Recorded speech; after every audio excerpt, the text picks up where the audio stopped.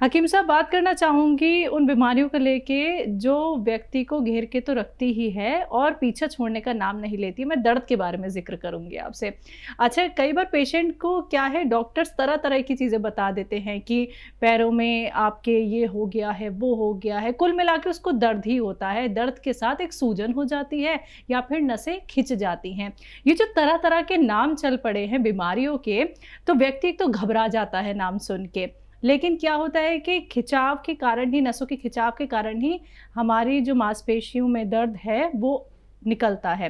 तो इसके लिए आप क्या कहना चाहेंगे कि लोग जो डर जाते हैं बीमारियां सुन के, और जो आप गौनसिया बताते हैं वो किसी भी दर्द का रामबाण इलाज है? ये जो दर्द है जी। ये एक बहुत कीमती चीज है। हम्म। इतनी कीमती कि अगर इंसानों में ये दर्द ना हो हम्म। तो शायद हम इंसान कहलाने के लायक ही ना रहे। बिल्कुल। ये दर्द दरअसल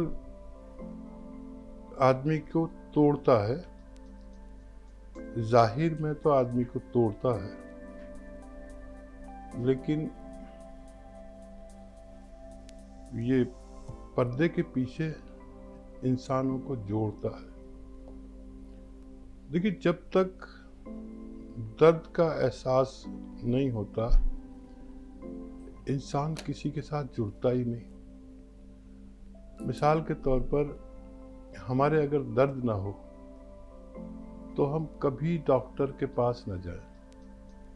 ये दर्द ही है जो हमें रात के किसी भी पहर में डॉक्टर, अस्पताल, नर्सिंग होम जाने को मजबूर कर देता है।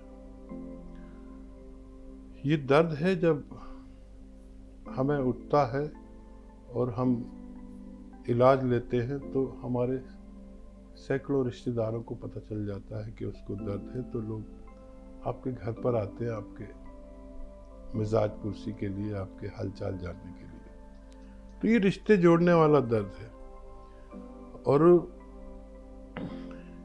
भगवान ने इंसान को दर्द के लिए पैदा किया है कि वो महसूस करे दर्द, अपना भी और दूसरे का भी दर्द। तो मैं दर्द को बड़ी कीमती चीज़ मानता हूँ। मुझे लोग इसीलिए जानते हैं कि मैं जब उन्हें दर्द का इलाज बताता हूँ और उससे ठीक हो जाते हैं तो लोग मुझे याद रखते हैं। इससे दुनिया के कारोबार भी चलते हैं। अगर किसी डॉक्टर ने आपसे कुछ पैसे कमाए हैं तो उसका सर्कुलेशन होता है, लोगों तक वो पैसा पहुंचता है, कभी डब्बा बनाने वाले को, कभी दवा बनाने वाले को, किसी चौकीदार को, तो ऐसे फैल जाती है। ये दर्द का रिश्ता है जो इंसानों को जोड़ता है। दर्द बहुत तरह के हैं, दर्द के नाम अलग अलग हैं। मिसाल के तौर पर घुटने में दर्द है तो उसका अलग नाम है, कमर में दर्द है तो उसे स्लिप डिस्क कह देते हैं, नसों में दर्द है तो इसे साइटिका कह देते हैं। लेकिन मैंने एक रिसर्च की और उस पर पाया कि इंसान को जितने भी दर्द होते हैं शरीर में, घुटने में हो, पिंडलियों में हो, पंजों में हो, हाथों में हो, मोंढे में हो, इन सब की वजह नसें होती हैं, नर्व होती हैं, और उसी की वजह से हमारे पूरे जिस्म में दर्द होता है। दर्द हमारी पिंडलियों में है तो ये दर्द पिंडलियों में कभी नहीं होता अगर हमारी कमर की डिस्क में नर्व न दबे। तो कुछ ऐसे दर्द हैं जो रोग कहीं और होता है और दर्द कहीं और होता है। थाइज में खिंचाव है, दर्द है, पिंडली में खिंचाव है, पंजे में दर्द है। अब लोग उसका इलाज कराते रहते हैं, पिंडली का और पंजे का, वहाँ मालिश करते हैं, वहाँ तेल लगाते हैं, वहाँ क्या क्या करते हैं, सिकाई करते हैं, लेकिन वो रोग होता है कमर की डिस्क में। तो हमें कमर की डिस्क का इलाज कराना चाहिए, तब हम ठीक हो सकते हैं। हमारे हाथ में दर्द आ गया, अब हम हाथ पर मल रहे हैं तेल, कभी मालिश कर रहे हैं, कभी गर्म पानी डाल रहे हैं, लेकिन ये हाथ का दर्द हो, ये कोहनी का दर्द हो, वो नर्व यहाँ दबती है, तो हमें इसका इलाज करना चाहिए, तब हम सही तौर पर अच्छा हो सकते हैं। और जो एहतियात है वो भी करें। तो दो ही किस्म की दुनिया में दवाएं होती हैं, एक दर्द की और एक मर्ज की। दर्द की दवाइयाँ सब बेचते हैं, जितनी दवाइयाँ हैं वो दर्द की हैं। आपने खाई 1 घंटे में दर्द गायब, तो वो दर्द गायब नहीं करती, बल्कि दर्द की सूचना देने वाले यंत्र को सुन कर देती हैं। फिर वो आगे आपको इत्तला ही नहीं देता, दिमाग को सूचना ही नहीं देता कि आपके दर्द है। वो इलाज नहीं है, बल्कि एक वक्ती फैसला है जो ऐसी दवाइयों के ज़रिए किया जाता है। तो जितनी आप दवाएं खाते हैं, दर्द की खाते हैं, यूनानी मर्ज़ की दवाएं रखती है।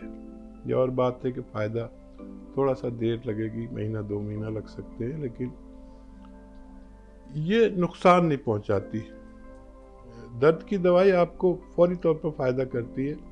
मुझे भी दर्द हो तो मैं भी फ़ौरन ले लेता हूँ और 1 घंटे में फ़ायदा भी हो जाता है। लेकिन अगर मुझे रोज़ दर्द हो और रोज़ दवा लेनी पड़े तो फिर उसके नुकसानात मुझे भुगतने पड़ेंगे। इसलिए मैं दर्द की दवा के साथ मर्ज़ की दवा भी ले लूँगा। तो कहीं भी दर्द हो, घुटनों में, पिंडलियों में, पंजों में, हाथों में, गौनसिया एक कुदरती प्राकृतिक जड़ी बूटी है जिसे गौन के रूप में हम जानते हैं।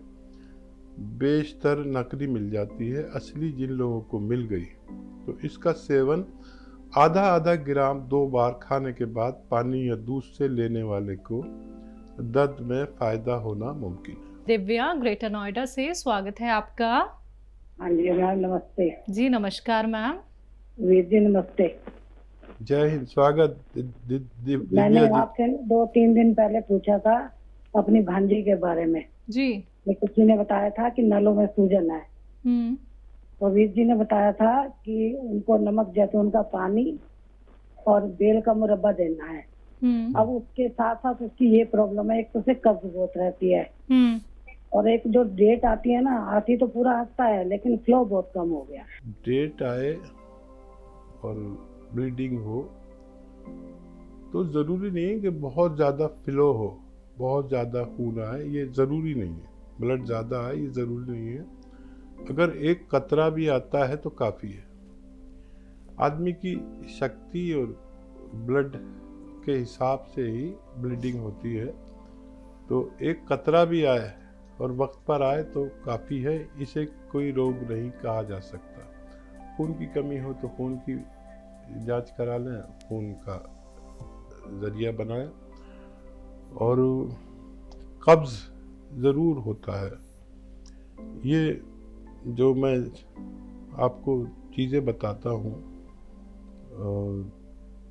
6 चीज़ों का चूरन अक्सर बताता हूँ। सौंफ, सौंठ, जीरा, अजवाइन, धनिया, मेथी का दाना, अलसी का दाना, इन सबको 100-100 ग्राम लेकर पाउडर बना के 1-1 चम्मच सुबह शाम खिलाएं। और बहुत ही कब्ज़ हो अगर तो एलोपैथिक दवाएं भी साथ में ले सकते हैं। सिर्फ इस इलाज पर निर्भर न रहें, ये देर में जाके आपको दुरुस्त कर देगा, आपके सिस्टम को अच्छा करेगा। ये तो देते रहे। और अरंडी का तेल आता है जिसे कैस्टोल ऑयल कहते हैं, मेडिकल स्टोर पर मिलता है। 1 चम्मच, छोटा चाय का चम्मच भर के, और गरम दूध हो, चाहे 1 कप ही हो, गरम हो, उसमें डाल के रोज़ाना 1 बार या 2 बार पिलाएं। और एलोपैथिक दवाएं भी ले सकते हैं। आंतों में बहुत खुश्की है, धीरे धीरे उसमें खुश्की जाएगी और बच्ची का ठीक होना मुमकिन है।